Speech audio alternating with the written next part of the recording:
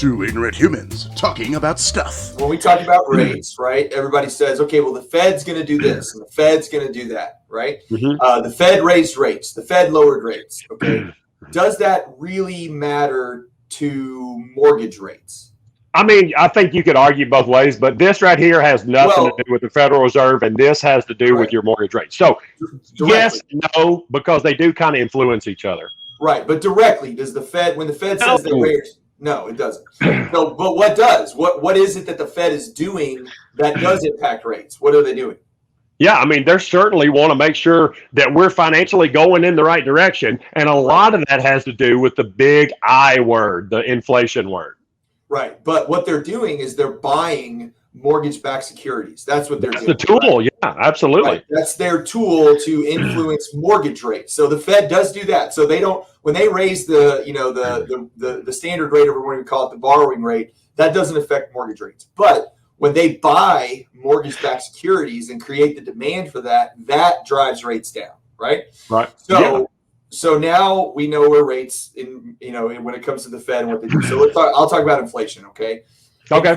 Inflation is something that you and I have been talking about for a while. It's not something that's new. This isn't it. We've talked about this multiple times. Real quick, we have been talking about it forever, but it seems like it has caught the Fed off guard. Oh my gosh, these guys are in charge. All right, keep going. Sorry. Well, and that's part of what I was going to say is that when you look at where things are right now. So here's a couple of numbers, right? So they have something called a headline inflation rate, okay, or inflation expectation. When they call it headline inflation, what they're saying is they're taking inflation and they're annualizing it. They're spreading it out over 12 months, okay? So the Fed meets once every 3 months. They have a quarterly meeting. So in March, when they met last month, they had a expectation that the headline inflation rate was going to be 2.25% or 2.5 almost. It's like 2.4. Yeah. Okay, that's what they were thinking. All right. Well, just 3 months later, and oh, by the way, they were saying it's transitory, meaning that it's just because of demand and it'll slowly taper off and go away. Now realize every time that Mr. Powell stands up and has something to say about what's happening in the economy, markets move. Okay, so they have to be very careful about what they say and how they say it. Right? It's a big part of how markets adjust. So because markets are emotional. So when you look at that, you go, okay, they're saying it's transitory and it's 2.5, and we expect it to taper off, right? Well, so everybody's like, oh, okay, it's going to be all right. Well, then fast forward to June, 3 months later. Okay, 3 months later, the actual inflation rate in February was 1.7%. Okay, that was the actual inflation rate. By June this month, it's now at 5%. Okay, for 1 month. For 1 month, 5%. So it's gone up from 1.6 to 5% in just 5 months. That's a massive adjustment in inflation. Okay. Now the Fed comes out and says, okay, our new headline inflation, anticipation is now 3.5%. So it was 2.5. 3 months later, it's 3.5. But everything's okay, guys. It's all fine. It's transitory. Don't worry about it. It's all going to be okay. All right. Look, it is all going to be okay because this stuff happens up and down markets all the time. It's happened all through history, okay? So it's not the end of the world.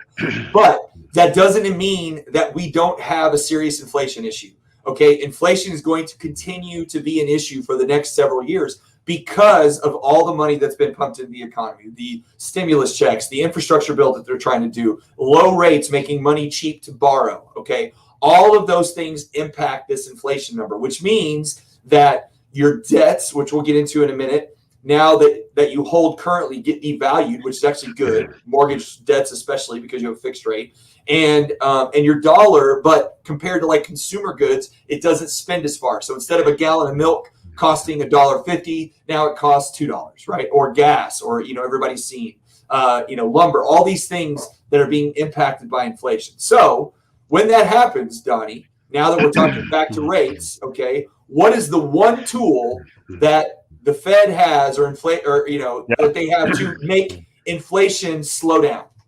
Yeah, so the Fed gets involved because they print money whenever they need it, basically, and they just say, look, again, we go back to economics, my good old degree at the University of Tennessee, supply and demand, right?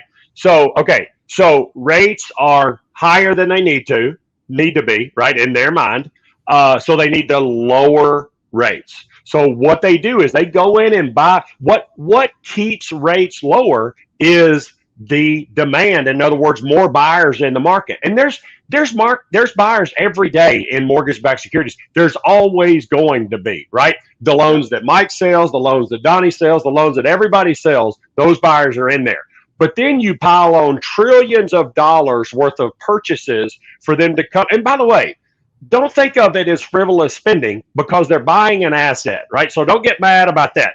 You got some stuff to be mad about today, but that's not it, because they're buying an asset and they'll eventually sell it and, that kind of thing.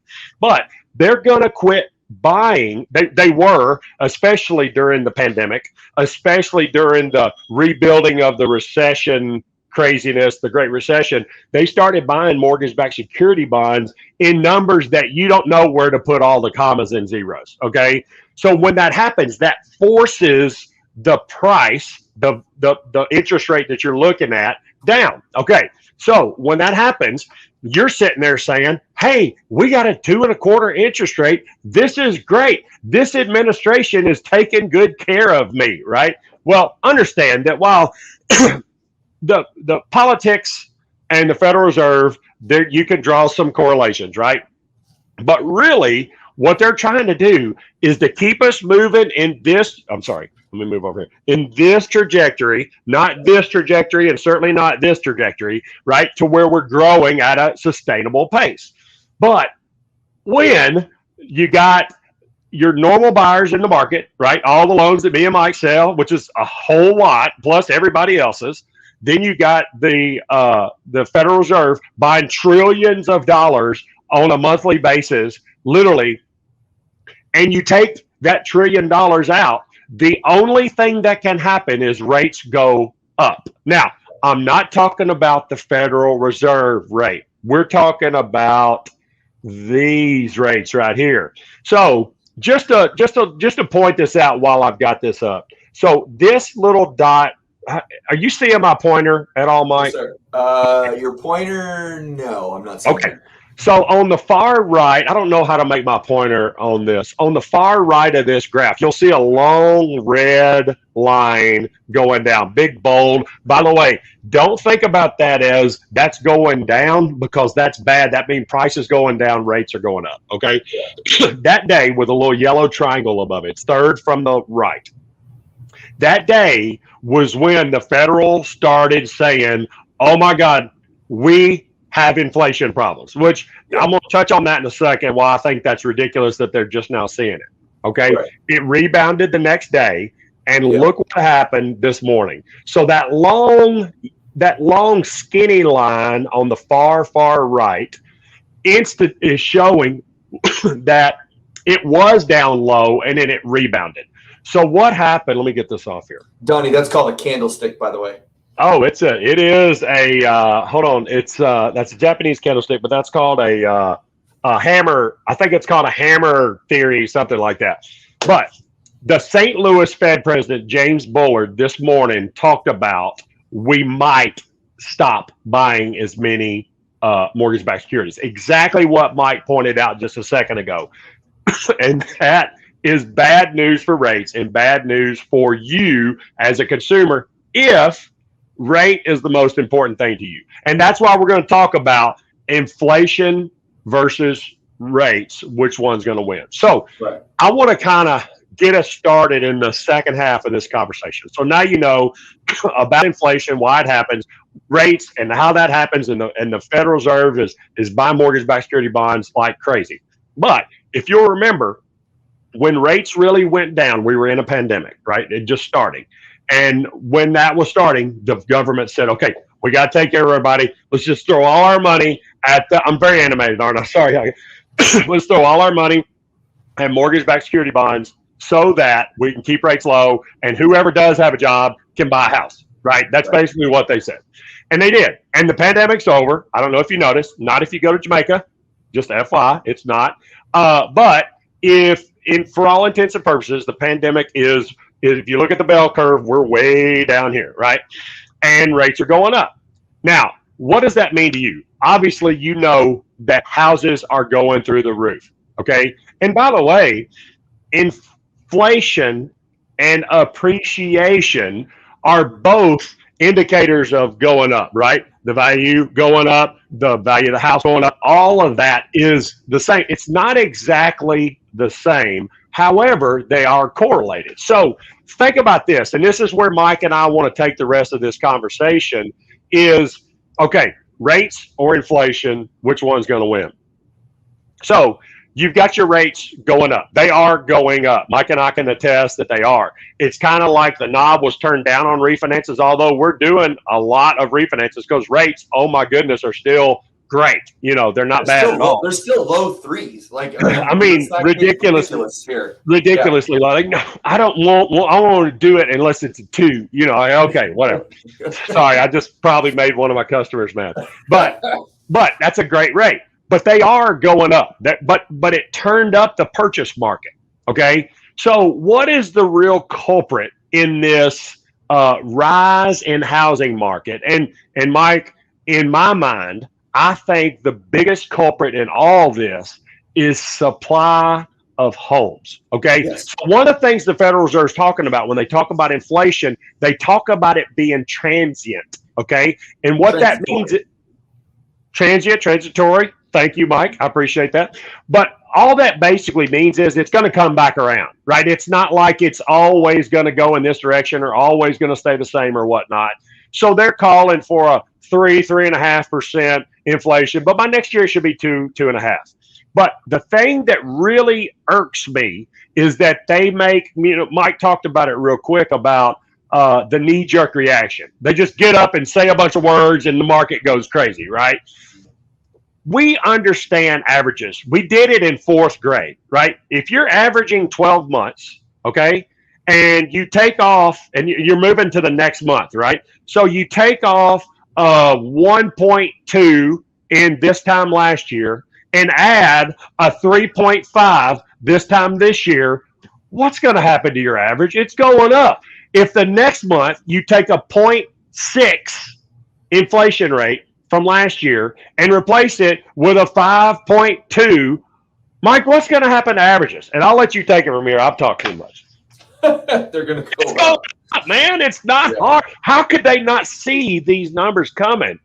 Well, I want to be, you know, this is conspiracy Mike again, so I'll be clear on that. But I don't think they don't see these numbers coming, okay? Mr. Powell did not reach the position that he got because he's an idiot, all right? Yeah, I agree with that. All of those people are in positions that they're in. Now, granted, you could say they know this person, they know that person, whatever. But they're not morons, okay? These are smart people. They're dialed into what's happening. But they have to be very careful in what they say because their words impact the market. So if you are, you know, if you're standing in a building, right, and the back room is on fire, right, and you know that if it keeps burning, it's going to spread through the rest of the house. But everybody in the house, you got to keep calm, right? You're like, hey, guys, look, the fire's back there. We got it under control. Don't worry about it. Everything's going to be fine, okay? Do you know that maybe you don't have it that much under control? Do you know that if it spreads, it's going to burn the whole dang house down? Yes. Are you going to tell the masses that so everybody freaks out and stampedes each other through the doorway like at was that a Motley Crue or Whitesnake concert? Remember that? That's a long time ago. Let's call back. But are you gonna do that to panic people, or are you just gonna say, okay, everything's going to be okay? Daddy says it's all going to be all right. Yeah. Right? Yeah. That's what they're doing. They're not stupid. They didn't miss this stuff. They don't not know what's happening. They're just giving us just enough information to be like, oh, yeah, it is a little higher. Oh, yeah, it's probably a little worse than we thought. We've adjusted our projections. We'll probably stop buying mortgage-backed securities in a couple of years, you know, but don't worry about it. It's all going to be fine, right? It's going to be fine. Well, you know what? In the long term, it will be fine. However, in the short term, it's going to impact things, okay? So ultimately what this boils down to is, as a buyer, because whether you're an agent or a lender or you're in the market to buy, right, in our markets, it still is a situation where buying a home right now is a good a good thing to do. Okay. Now, I know prices are higher than you want them to be, but you have to understand that when you look at that U.S. housing market, I think that's a misconception. I don't think there's a U.S. housing market. I think there are 200 to 300 individual markets in every state that are impacted by different things. Okay. So if you live in Chicago, or you live in California, or you live in New York, okay, your housing market is probably trending in this direction. Okay. Because people are leaving those states for a lot of different reasons. However, if you're in Tennessee, right? That way? Yeah. If you're in Tennessee or you're in Texas, it's a completely different story, because all of those people are moving to our place, right? So the market is different.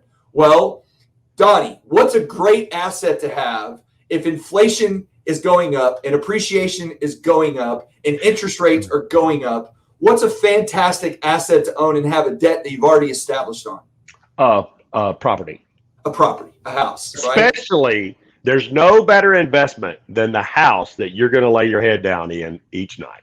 Sure. Don Eden, 1993. Right. My dad. But on the other side of that as well, okay, when you talk about a house, here's another fun little number that just came out recently. Guess what the rent appreciation has been since the start of January of 2021? 5%. Okay. Rents in this year alone have gone up 5%. Okay. So if you also happen to be an owner of investment properties, VRBOs, whatever, an income generating property, this is a huge benefit for you as well, because two things. Number one is your rents are going to go up, which means your revenue goes up. So you're protected against inflation because your asset is reflection of inflation. So therefore, when inflation goes up, so do your rents, right? But the debt that you took out to acquire that asset does not change. Okay. So if you borrowed $200,000 5 years ago, it's still the $200,000 at the rate that you fixed, even though your dollar is now worth more to pay that debt off. Okay. So real estate in this environment is nothing but a good decision. Now, granted, are you going to overpay sometimes? Are you paying a little bit more than maybe you should? You know what? I think that's where we are to some degree, and it's not ideal, but it is what it is. Because the opposite of that is you keep renting, and guess what happens to your rent? It keeps going up. So, if you got to overpay a little bit and borrow the rate while it's still low, because rates are still low, but with inflation continuing on and the Fed tapering what they're going to buy, they're not going to stay there. So there is no better time. And we keep saying that over and over again, but it's just the truth.